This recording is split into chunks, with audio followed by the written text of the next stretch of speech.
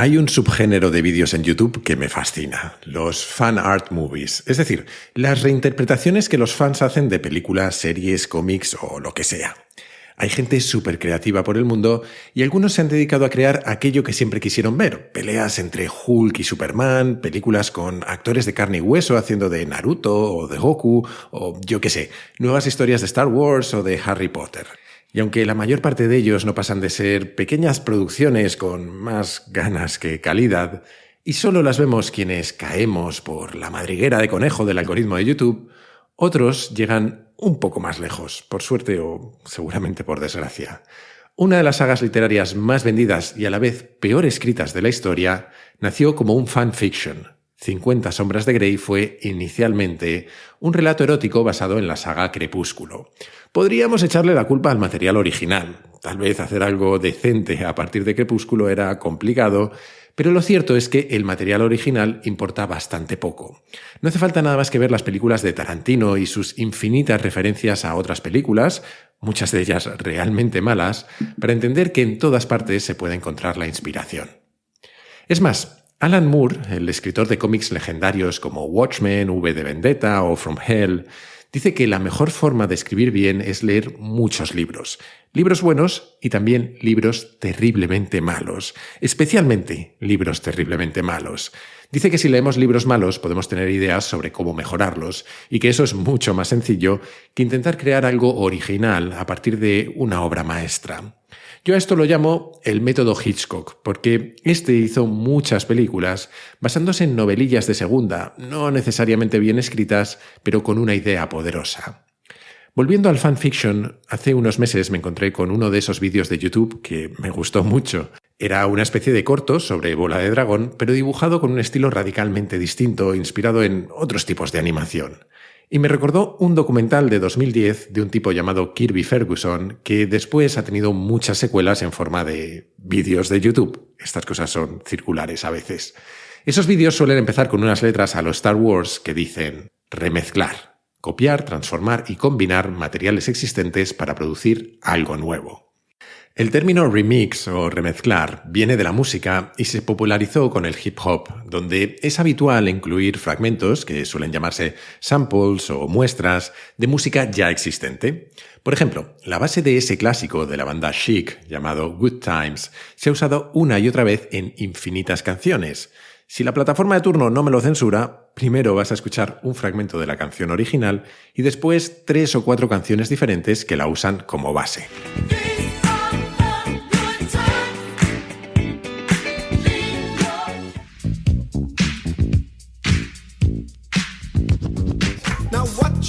Is not a test, I'm rapping to the beat. And me, the groove, and my friends are gonna try to move your feet. So the kinda what a scene. Pulling up with Jodeci, blasting up a 15. I got the good life, no stripe, real nice. And I'm a papa, my son Trey. Eu sou velho caderninho de telefone, com nome e o número de monte de mulher. Hollywood se ha convertido en una máquina de hacer remezclas. Tenemos no sé cuántas versiones de James Bond, sagas enteras de piratas creadas a partir de atracciones de Disneyland o películas aparentemente originales que en el fondo lo que hacen es repetir arquetipos clásicos. Una película estupenda como La forma del agua de Guillermo del Toro tiene mucho de La Bella y la Bestia. Y aunque a veces nos pueda dar la sensación de falta de originalidad, personalmente creo que, en cierta manera, esta es la historia de la creatividad humana. Creamos siempre a partir de lo que otros hicieron. No te lo he dicho aún, pero los vídeos y el documental de Kirby Ferguson se llaman Everything is a Remix. Todo es un remix. Y de eso, de cómo encontrar la creatividad a partir de otras influencias y de alguna otra cosa más, es de lo que vamos a hablar en el capítulo de hoy.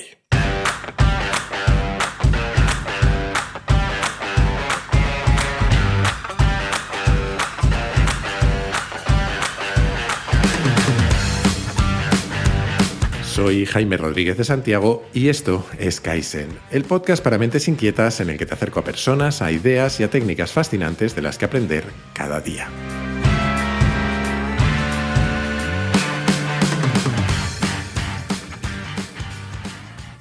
Retomamos esta serie sobre la creatividad y volvemos al libro que te decía la última vez que jamás pensé que leería, el de una coreógrafa de Broadway llamada Twyla Tharp. Ella partía de la premisa de que podemos ser más o menos creativos de manera natural, pero que, como todo, la creatividad se puede trabajar, entrenar y facilitar. En el primer capítulo, de hecho, hablamos de dos ideas concretas. Por un lado, de los rituales y los hábitos con los que prepararnos para el trabajo creativo y por otro, de cómo descubrir cuál es nuestro ADN creativo, es decir, de qué manera miramos el mundo, si lo hacemos de forma general, tratando de capturar una imagen lo más amplia posible, o si nos gusta perdernos en los detalles. Hoy, sin embargo, nos vamos a centrar en dónde y cómo encontrar material con el que inspirarnos cuando queremos ser creativos. Y tiene pinta de que va a ser un pequeño remix de las ideas de Twyla Tharp con las de algunos otros autores. Pero vamos a empezar por ella y por una de sus fuentes de inspiración preferidas, la memoria. De hecho, dice Tharp que hay muchas formas de memoria, tantas como formas de percibir el mundo, y que cada una de ellas es una posible fuente de inspiración. Habla, por supuesto, de nuestra capacidad para recordar cosas, pero no necesariamente en un sentido preciso o fotográfico. Según ella, la creatividad tiene más que ver con mezclar aquellos hechos, ficciones o sentimientos que tenemos guardados y encontrar nuevas formas de conectarlos. Las metáforas, sin ir más lejos, son seguramente el mejor ejemplo de ello. En unas pocas líneas, el Macbeth de Shakespeare dice que la vida es una llama breve, una sombra andante, un mal actor y hasta un cuento narrado por un idiota, lleno de ruido y furia que nada significa. Y esas palabras resuenan con nosotros porque podemos conectarlas con la imagen de la llama de una vela que se apaga, las sombras, los malos actores y hasta de idiotas contándonos historias. Puede que incluso en un podcast, aunque espero que no en este. Si lo que Shakespeare o Cervantes escribieron hace 400 años aún nos impacta, es porque encontraron la forma de apoyarse en nuestra propia memoria, en que seamos nosotros los que completemos sus palabras con nuestras memorias y nuestras sensaciones y nuestros sentimientos. Dice Tharp que para apreciar del todo el poder de la memoria como fuente de inspiración, debemos fijarnos en otras formas de memoria menos habituales. Por ejemplo, en la memoria muscular, que es fundamental para los bailarines, actores o atletas. Es esa que, tras entrenar determinados movimientos una y otra vez, hace que seamos capaces de repetirlos casi automáticamente, aunque haya pasado mucho tiempo. Como montar en bicicleta, que de alguna manera, una vez que lo aprendemos, nos es fácil volver a hacerlo aunque hayan pasado muchísimos años desde la última vez. Para el proceso creativo, ella lleva esto de la memoria muscular un paso más allá, eso sí. La usa en el fondo también como metáfora, para hablar de cómo imitar a otros nos puede ayudar, quizás no a inspirarnos, pero sí a aprender una habilidad. Habla de un escritor que conoce que se obligaba a reescribir obras de otros autores porque el proceso de hacerlo le forzaba a pararse y pensar cómo y por qué habían elegido esas palabras o esa estructura. Cuenta también cómo Raymond Chandler admiraba tanto a Hemingway que se dedicó a escribir imitaciones para quedarse con aquello que más le gustaba de su estilo. La lección, según Tharp, es que copiar es una excelente forma de aprender, aunque no esté de moda en un mundo en el que a todos nos dicen constantemente que seamos originales. Que, por cierto, eso de decirle a otros que sean originales es un consejo un poco de mierda. Perdóname que lo diga así. Es como cuando alguien te dice actúa con naturalidad o sé espontáneo, que es la mejor forma de que ni seamos naturales, ni seamos espontáneos, ni nada. Pues con esto de la originalidad pasa, yo creo que un poco lo mismo. Tal vez recuerdes uno de los primeros capítulos de esta serie cuando te hablaba del libro de Austin Kleon, Roba como un artista. Y es que se puede ser original copiando de muchas fuentes y mezclándolas a través de nuestra propia mirada. Otra forma de memoria de la que habla Tharp es lo que ella llama la memoria virtual, que no es lo que los frikis de la informática como yo tendemos a pensar que es. Se refiere a nuestra habilidad para proyectar sentimientos o emociones de nuestro pasado y manifestarlas físicamente, es decir, lo que hacen los actores constantemente. Pero también dice que podemos proyectarnos al futuro, que es eso que habitualmente se llama visualización, muy habitual entre los atletas de élite. Ella pone de ejemplo a una leyenda del ajedrez, el cubano José Capablanca, que, en teoría, visualizaba cómo acabaría la partida e improvisaba para llegar a esa situación. A la visualización le quiero dedicar un capítulo aparte en algún momento, así que sigamos con otros tipos de memoria. Tharp habla también de la memoria sensorial, esa que se dispara cuando un olor, un sabor, un sonido o un color nos sumergen de golpe en nuestro pasado, en nuestra infancia habitualmente. Es aquello de la Magdalena de Proust. Cuenta también cómo esto sirve en otros ámbitos de la vida y cómo uno de los ejecutivos más exitosos que conoce se dedicaba a revisar archivos antiguos de 4 o 5 años atrás cuando se encontraba bloqueado en el trabajo. Traer de golpe al presente el trabajo que había hecho en otro momento le permitía encontrar nuevas asociaciones e ideas fuera cual fuera el problema que ahora tenía delante. Aquel ejecutivo llamaba a ese ejercicio algo así como acceder a su memoria institucional. Decía que era raro encontrarse con ideas o soluciones realmente originales en el mundo corporativo y que muchas de las mejores ideas de una organización están guardadas en algún cajón o en el cerebro de quienes llevan años trabajando allí. Y aunque mucha gente se empeña en que para ser creativos es imprescindible estar a la última, a veces simplemente basta con darnos un paseo por el pasado y recordar. Por último, dice Tharp que la forma de memoria que más le interesa a ella es la memoria ancestral. Ella, que es bailarina, dice que se sobrecogió al ver en un periódico una fotografía de una vasija antiquísima en la que se suponía que estaba pintada la primera representación humana de una danza.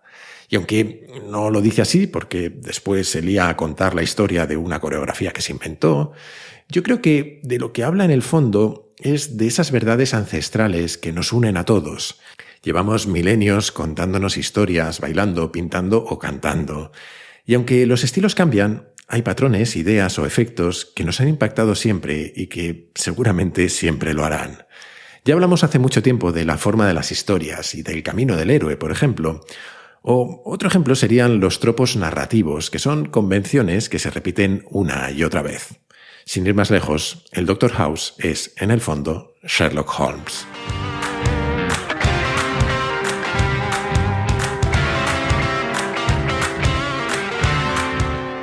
En inglés suele decirse que para ser creativo necesitas pensar fuera de la caja, una especie de metáfora para expresar que necesitamos salirnos de los límites habituales.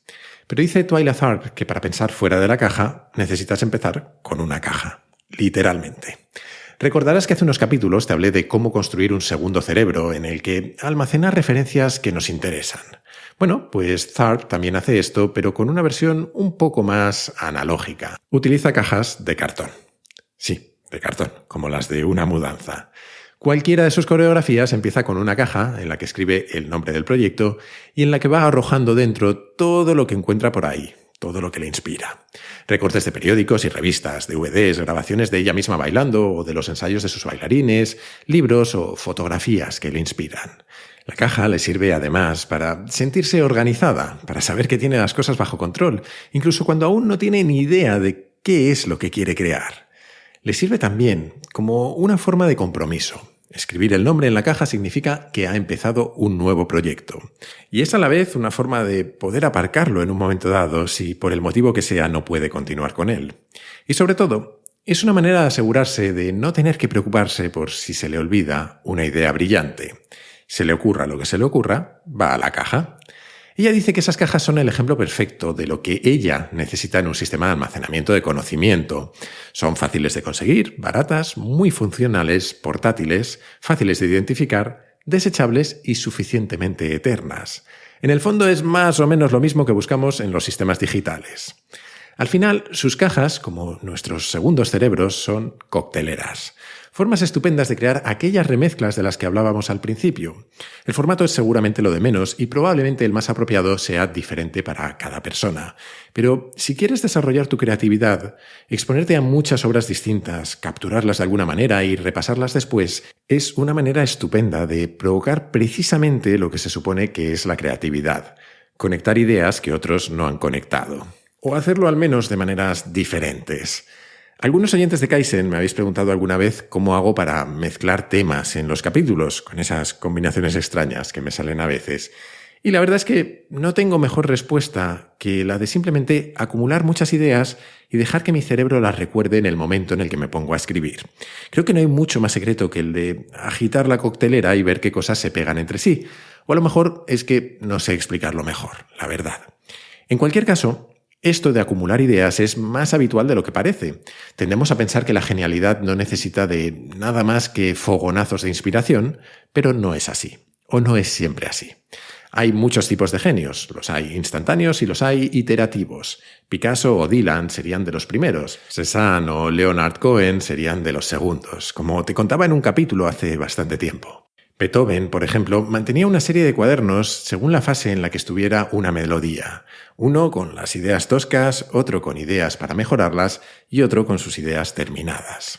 Ahora, como bien dice Tharp, la caja o lo que sea que usemos para guardar nuestras ideas es solo un recipiente. Llenarla no significa crear.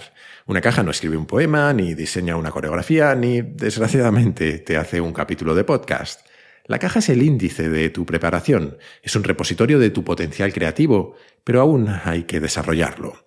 Aunque, por supuesto, el primer paso es llenar la caja. Y para eso necesitamos ideas.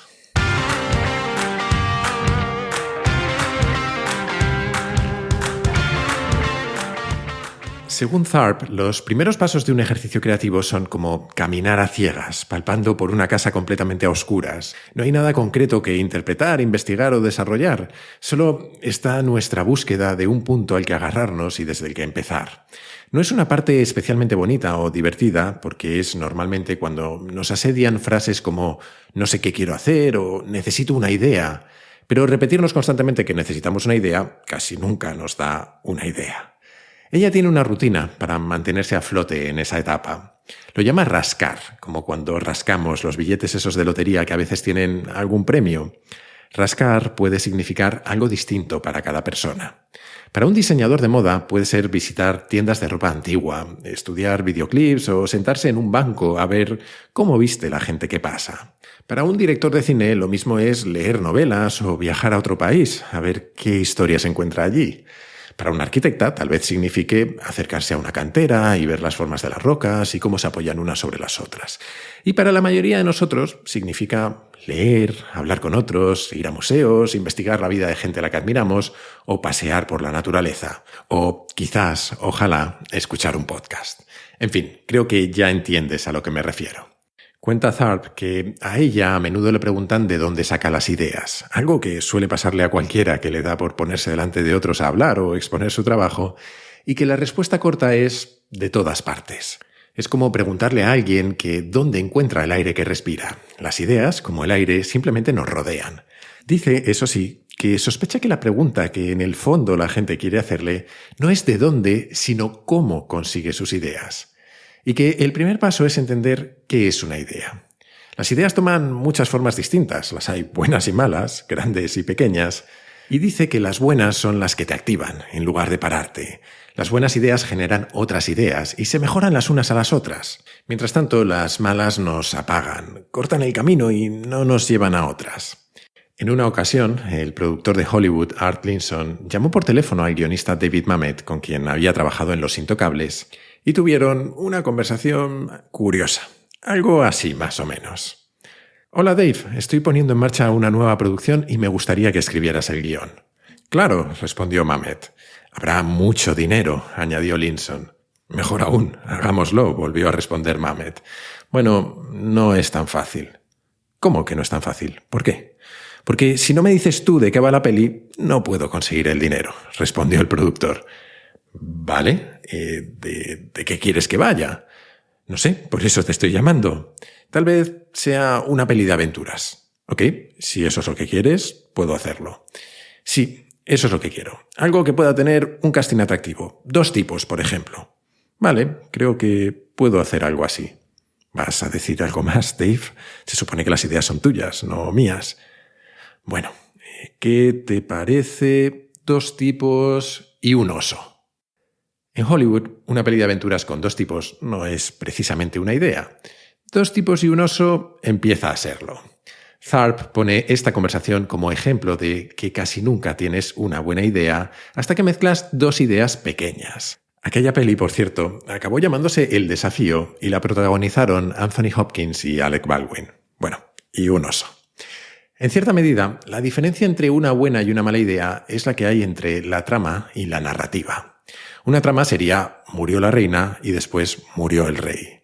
La narrativa sería murió la reina y después murió el rey porque se le había roto el corazón.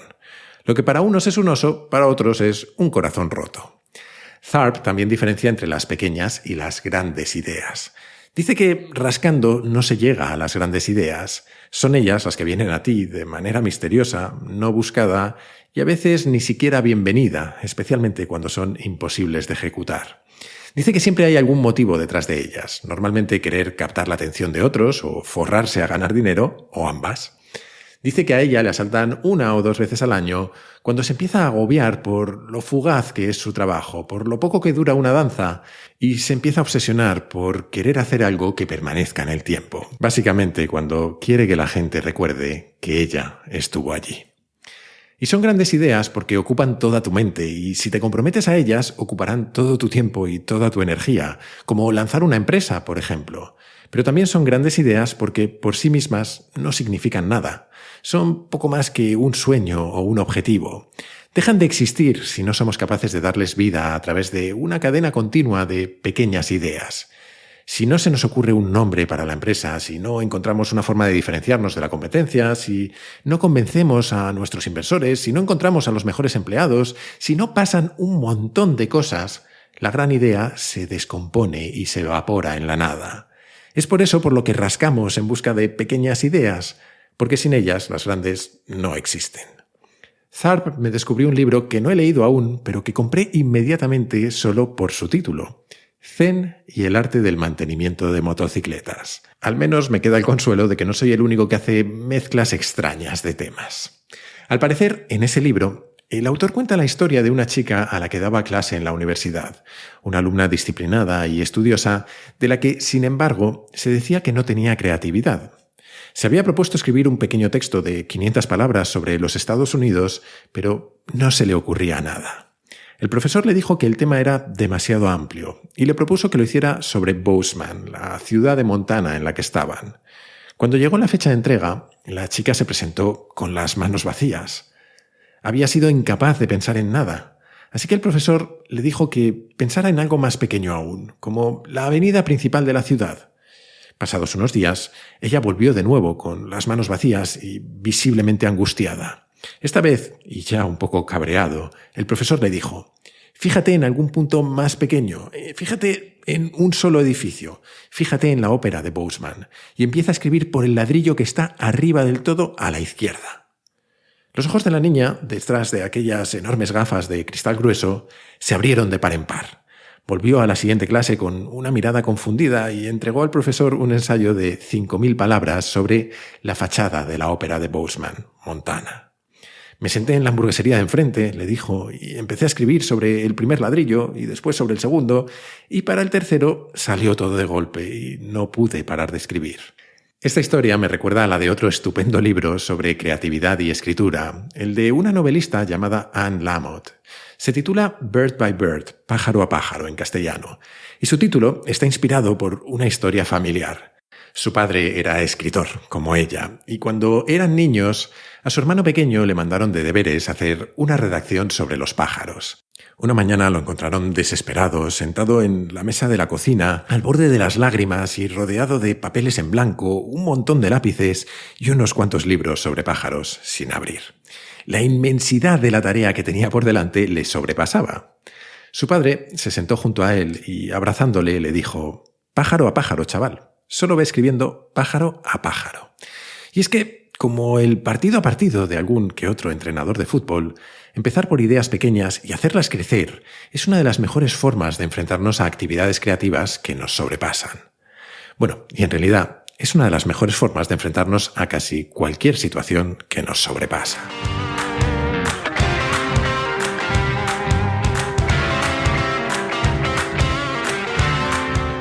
Igual que en el capítulo pasado de esta serie, he pensado en terminar contándote un par de ejercicios que Twyla Tharp propone para desarrollar tu creatividad en relación a los 3 temas que hemos visto hoy: a cómo canalizar tu memoria, a cómo tener una caja llena de ideas y a cómo rascar en busca de material para llenarla.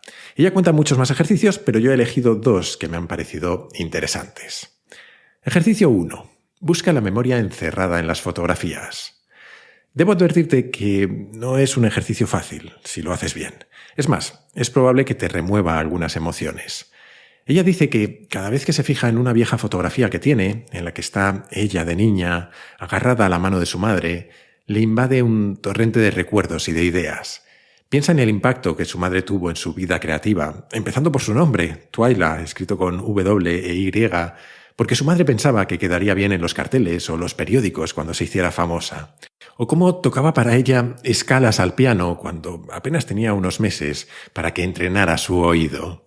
Dice que cuando mira esa fotografía ve a una pequeña persona emocionada de enfrentarse al mundo real, aunque un poco tímida aún, por lo que se agarra al dedo de su madre. Le gustan las piedras que se ven al fondo porque las puso su padre para que le sirvieran de escenario. Se fija en la posición del cuerpo, en la expresión de su cara, el corte del pelo o la manera en la que la madre extiende su brazo. El ejercicio que ella propone es básicamente esto. Busca una foto tuya de hace tiempo y estúdiala. ¿Qué hay en ella que se parezca a lo que eres hoy? ¿Qué no se parece en nada? ¿Por qué? ¿Qué ha cambiado? ¿Qué te ha llevado ahí? Nuestra memoria está ahí, agazapada, esperando a que nos hagamos este tipo de preguntas, y enfrentarnos a ellas puede despertar muchas emociones. Si eres como yo y no te apetece esa experiencia, una alternativa menos emotiva es buscar una foto que no tenga nada que ver contigo y simplemente analizarla al detalle, intentar entender qué pasa en la escena y por qué. Ejercicio número 2. Ponte un reto. El ejercicio consiste precisamente en eso, en ponernos un reto a nosotros mismos. Una vez George Harrison decidió, como un juego tonto, que iba a escribir una canción a partir del primer libro que viera en casa de su madre cuando fuera a visitarla. Llegó, eligió un libro al azar, lo abrió por una página cualquiera y leyó 2 palabras: Gently Weeps. Así nació una canción legendaria, While My Guitar Gently Weeps. Dice Tharp que nos podemos poner todo tipo de retos a nosotros mismos, independientemente del medio en el que trabajemos. Puedes proponerte pintar algo usando solo tonos de verde. Puedes intentar escribir una historia sin usar el verbo ser. Puedes grabar una película de 10 minutos sin cortar ni un momento. Al final, los límites, las restricciones, al contrario de lo que pueda parecer, nos ayudan muchas veces a ser más creativos, como cuando a Antonio Mercero se le ocurrió rodar toda una película dentro de una cabina de teléfono, o como cuando Rodrigo Cortés, décadas después, decidió darle una vuelta de tuerca al tema y hacer una peli entera dentro de un ataúd, donde, como te puedes imaginar, no hay mucha luz. Ahora que lo pienso, ¿se podría hacer un capítulo de podcast sin hablar?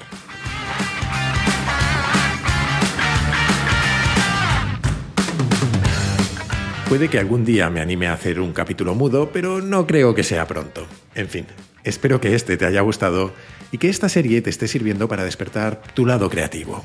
Te he dejado un montón de referencias en las notas del capítulo por si quieres profundizar. Volveremos al tema más adelante, pero la semana que viene tocará otra cosa diferente. Hasta entonces te animo, como siempre, a suscribirte y recomendar Kaizen en tu plataforma de podcast preferida, en YouTube, en redes sociales o, como yo creo que es mejor, a tus amigos. Así me ayudas a que Kaizen siga creciendo.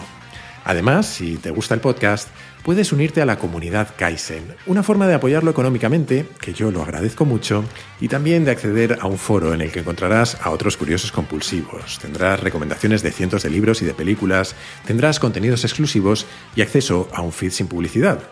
Y también podrás participar en los encuentros de la comunidad que hemos empezado a organizar al menos una vez al mes. Para hacerlo solo tienes que entrar en mi web, jaimerodriguezdesantiago.com, y hacer clic en el banner rojo. Y desde esa misma web o desde mi Twitter, @jaime_rds, puedes hacerme llegar tus comentarios, tus sugerencias, lo que tú quieras. Siempre contesto, aunque a veces tardo un poco. Y recuerda que ahora también puedes participar en el podcast enviando tus mensajes, preguntas, reflexiones o comentarios en audio por WhatsApp al siguiente número: 683-172-622, con el prefijo 34 si lo mandas desde fuera de España. Y esto es todo por hoy. Como siempre, muchísimas gracias por estar ahí y hasta la próxima.